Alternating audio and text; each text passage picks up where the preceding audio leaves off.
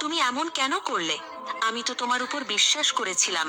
স্বামী, তোমার সাথে একই হয়েছে। প্রভু, আমি তো তোমার পূজা করেছিলাম, তাহলে আমার সাথে এমন কেন করলে?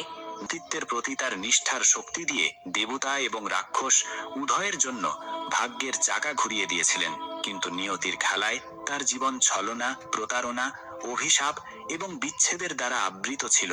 সেই দুঃখ থেকে একটি পবিত্র উদ্ভিদের জন্ম হয়েছিল, যা আজ তুলসী নামে পূজিত হয়, যা সমস্ত রোগ, দারিদ্র্য এবং দুঃখের ধ্বংসকারী। সেই জন্যই সনাতন ধর্মে তুলসী গাছকে পবিত্র এবং দেবীর এক রূপ হিসাবে বিবেচনা করা হয়। তুলসী বিবাহ হল কার্তিক মাসে পালিত একটি শুভ উৎসব। দেবতানি একাদশী থেকে কার্তিক পূর্ণিমা পর্যন্ত এই সময়ের একটি শুভ দিনে ভগবান বিষ্ণু এবং তুলসী অথবা দেবী বৃন্দার বিবাহ আনুষ্ঠানিকভাবে সম্পন্ন হয়। যে কেউ ভক্তির সাথে তুলসী বিবাহের এই কাহিনী শুনবে, তার সমস্ত দারিদ্র্য বিনষ্ট হবে।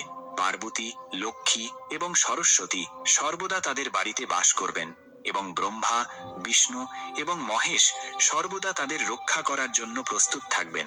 তাই বন্ধুরা, ভক্তির সাথে এই মহান কাহিনীটি শুনুন। তার আগে আমার একটি ছোট অনুরোধ। আমি এই ভিডিওটি খুব পরিশ্রম করে তৈরি করেছি। যদি আপনার এটি পছন্দ হয় এবং কমেন্টে তুলসী জয়স্তিশালী রাক্ষস রাজা মথুরা শহরে রাজত্ব করতেন, তার রানী একটি সুন্দরী কন্যার জন্ম দিয়েছিলেন।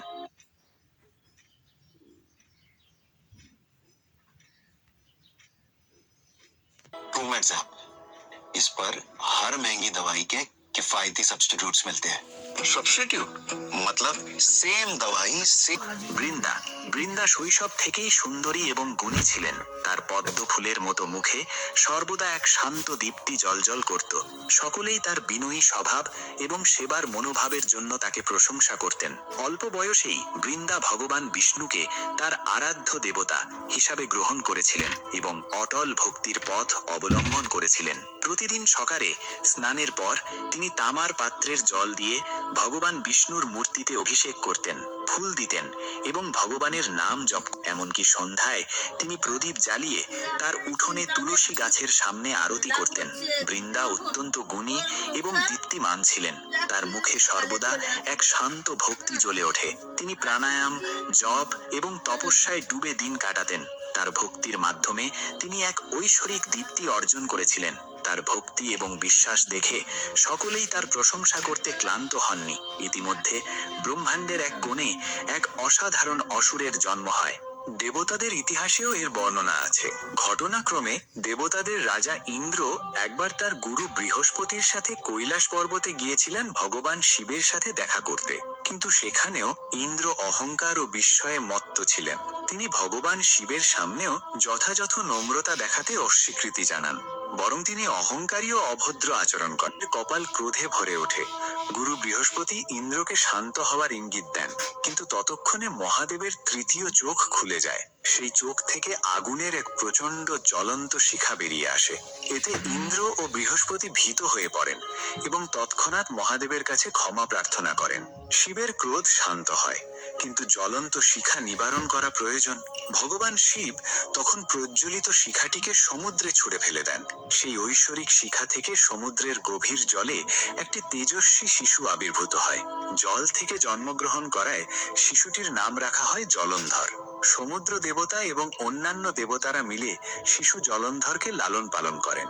জলন্ধর বড় হওয়ার সাথে সাথে তিনি অপরিসীম শক্তি সঞ্চয় করতে শুরু করেন। যৌবনে পৌঁছানোর পর তিনি একজন শক্তিশালী এবং অহংকারী রাক্ষস রাজা হয়ে ওঠেন। তার বীরত্বের মাধ্যমে জলন্ধর একটি বিশাল রাক্ষস সাম্রাজ্য প্রতিষ্ঠা করেন। তিনি জলন্ধর রাজ্যে তার রাজধানী স্থাপন করেন, যার নামকরণ করা হয় তার নামে। তার শক্তির অহংকারী হয়ে তিনি সকল দেবতা, মানুষ এবং গন্ধর্বদের পরাজিত করেন। কিছুক্ষণের মধ্যেই তিনি তিন জগতেই ভয়ের প্রতীক হয়ে ওঠেন।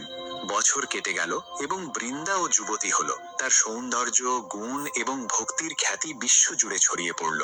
অসুর রাজা জলন্ধরও বৃন্দার গুণাবলীর গল্প শুনেছিলেন। তিনি একইভাবে একজন নিষ্ঠাবান এবং উজ্জ্বল কন্যার সন্ধান করছিলেন। ইতিমধ্যে রাজা কালনেমি তার কন্যার জন্য একজন যোগ্য পাত্র চেয়েছিলেন। অবশেষে কালনেমি তার কন্যা বৃন্দার বিবাহ অসুর রাজা জলন্ধরের সাথে আয়োজন করেন। বিজয়ের ঢোলের ধ্বনির মধ্যে বৃন্দা এবং জলন্ধরের বিবাহ মহা জাঁকজমকের সাথে সম্পন্ন হয়। অত্যন্ত সুন্দরী এবং প্রেমময়ী বৃন্দা